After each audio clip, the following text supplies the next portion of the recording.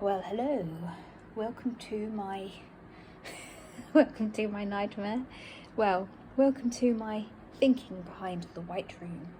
I'm applying Brian Kelly's teachings and hoping that I'm getting it right. So you might find something different if you listen to Brian Kelly from Zombie Guitar. I might even have the chance to ask him and then have it answered, so I can come back to this video. We'll see, but I definitely recommend his channels. His channel, Zombie Guitar. Let's see. So, the White Room by Cream, that starts off on a G minor. Okay, then I can't play the full chords maybe or sing to it, but then it goes down to an F major, then to a D minor, then to a C, then it does that pattern again, G minor, then to the F, then down to the D minor, and then to a C major, and then it holds for a bit, or another semi-breve, on an A major, and then it goes into the chorus, which is on a power chord, and then to the C, but it's got the sus 2, hold the 2, and then G, and then B flat, C, and then it repeats that.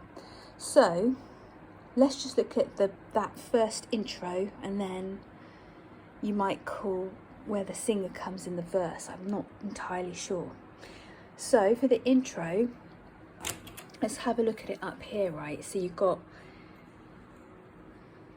the G minor chord going down to the F major chord, going down to the D minor chord, going down to the C major chord, and then that repeats. G minor, F major, D minor, and C.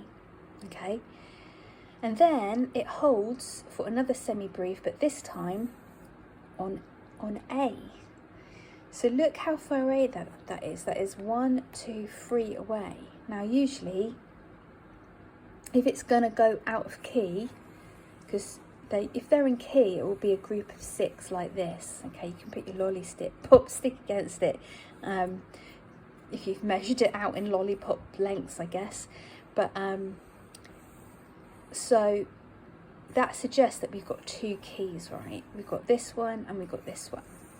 Okay, but is it major?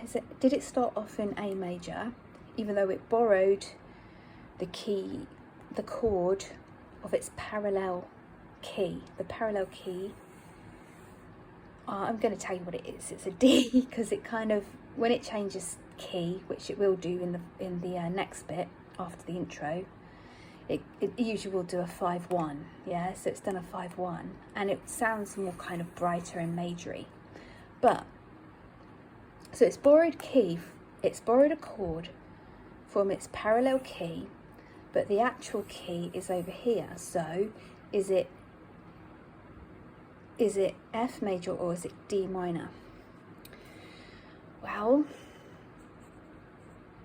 I believe, due to the kind of improvisation you can do with it and the notes that it hints in subsequent in the initial chord, I would say that it's because you can do like an Aeolian improvisation from D minor.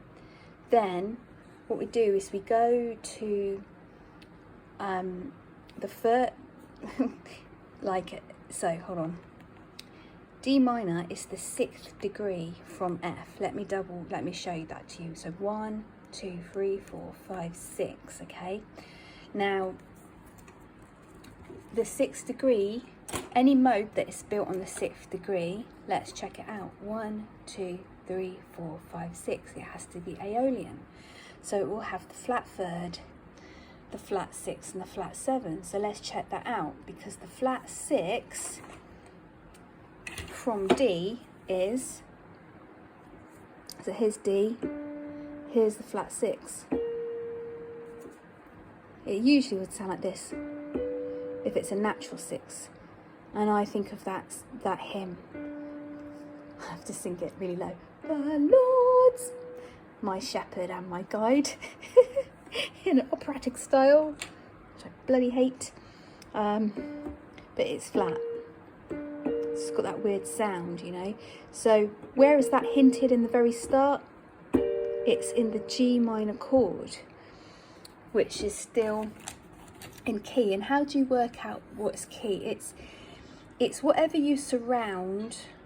So if you said it was F, then it's surrounded by these, like that. If you said it was D, then it's surrounded by these. They come in groups of 6 like that. Okay, so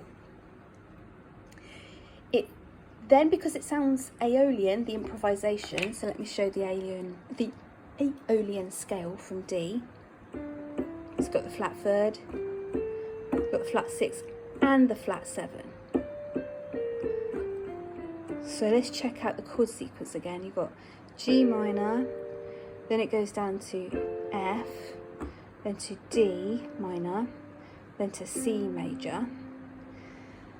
Okay, so what, can all of those notes work? Yeah, they all work. All those chords, sorry, work with the D Aeolian scale. Okay, so then we can assume that it's this key. All right, but it doesn't play. You're not using the A minor, and it sounds really different when it goes into the A major, because it's about to change key. Let me show you. The second repeat goes like this, and then it goes to the D minor, then the C major, and then A major. So that really sounds different, doesn't it?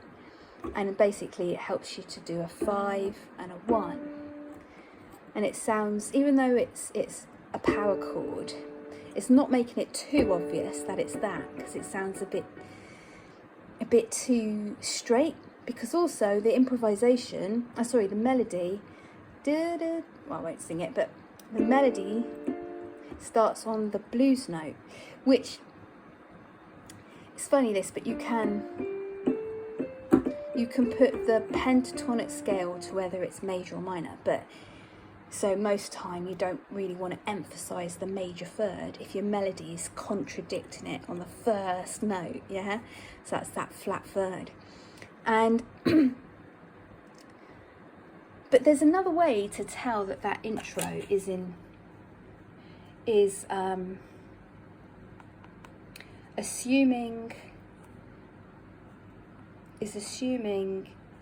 making that D minor a modal center, but really the key, the key is actually F, because, have a listen, right? If I resolved it like this, right, G minor, going down to the F, going down to the D minor, and then to the C major, and then I could obviously repeat it, but what if I then try to finish it? Would it sound finished more on the D minor or on the F? Have a listen. Hopefully I can play this whole chord sequence without getting it taken off. Just have to see.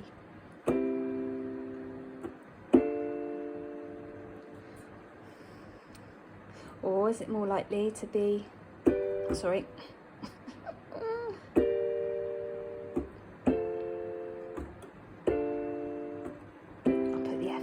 hold on. That sounds home, doesn't it? It sounds more of a resolved sound. Okay, so that's how we know that it's actually a modal chord progression, because it sounds more resolved on the F if you were to test that intro. Okay. So then, anyway, when it goes into here, this new key, that's where the singer starts. So I don't know what you'd call that new section. I'm going to call it a verse, but you might just call the intro A and where the singer comes in B. I just don't know.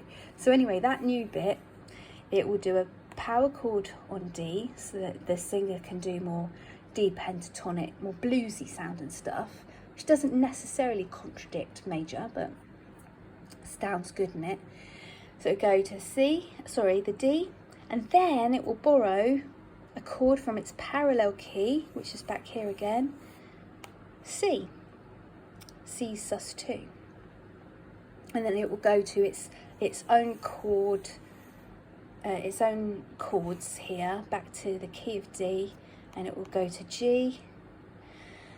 And then the reason it then borrows this chord and this chord from this key is to give it some kind of connection to the intro, because that B flat gives it that Aeolian feel that we remembered from the intro. It's the flat 6th degree, and the C just naturally leads back into any D really, whether it's D minor or that D, but it reminds you that, you know, Aeolian has got the flat 7. So that I don't know if you agree with that, but that's how I hear it. You know, after you do the G, then you hear the B flat and the C. But really you could hear that G as like a G minor 7.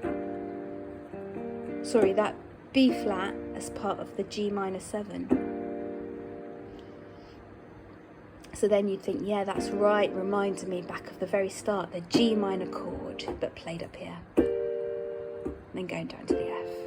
But, you know, it concludes that C chord, doesn't it?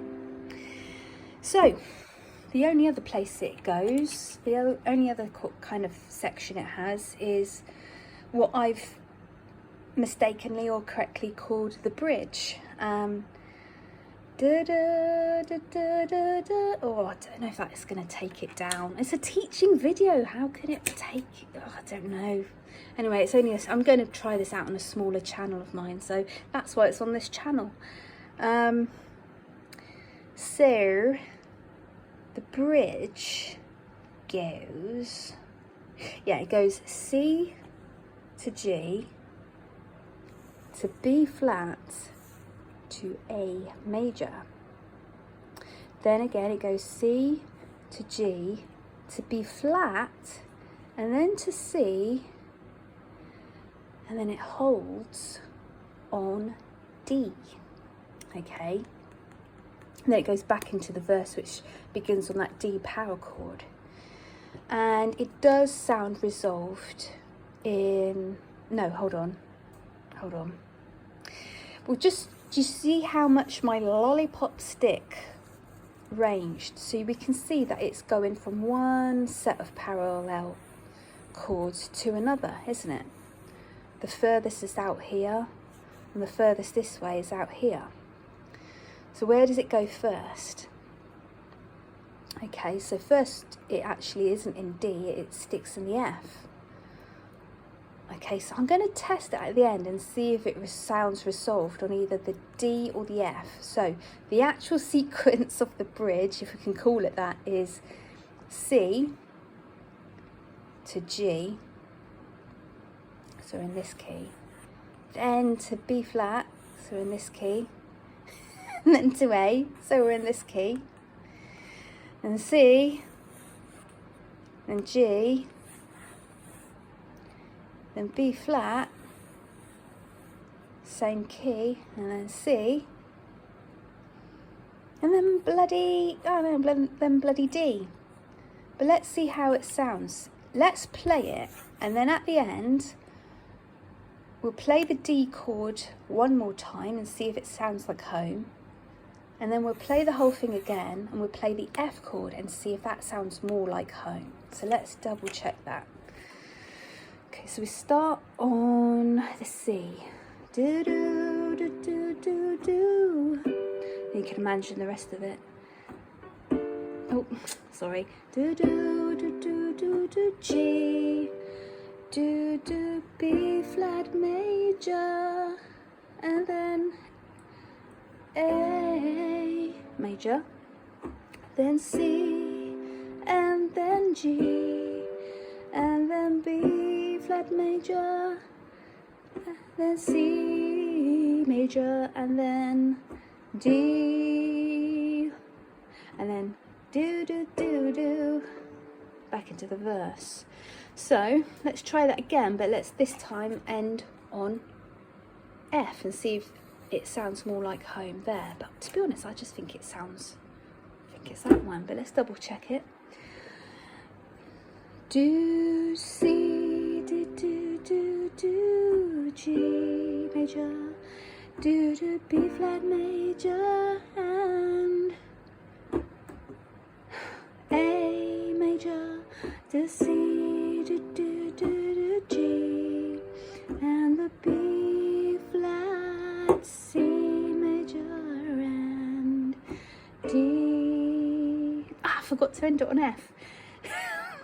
Let me go from the B flat and the C and the B flat and the C and the F. Yeah, so you can see, we can understand that it definitely didn't end in the key of F. Oh, it's relative minor. Oh, did it? Oh, bloody hell. Oh, for goodness sake. Okay, I'm going to end it this time on D minor and see and understand whether it ended in this key, D major, or this key, D minor. Bear with. The C, and then the G, and then the B flat, then the A major, the C, and then the G, and then the B flat, C, D minor. No, it's definitely that. It's definitely the D major, isn't it? So that's another way you can test which key it ends in, at the very least. But so I suppose if it ends in that key, then I don't know. You could say, well, it sounds minor when it starts off, so it maybe just start in this key, and you've made a modal chord progression at first, or you haven't. So this is something I'm going to ask Brian Kelly, really, because he seems to be in the know. Well, he's taught me this much. Cheers.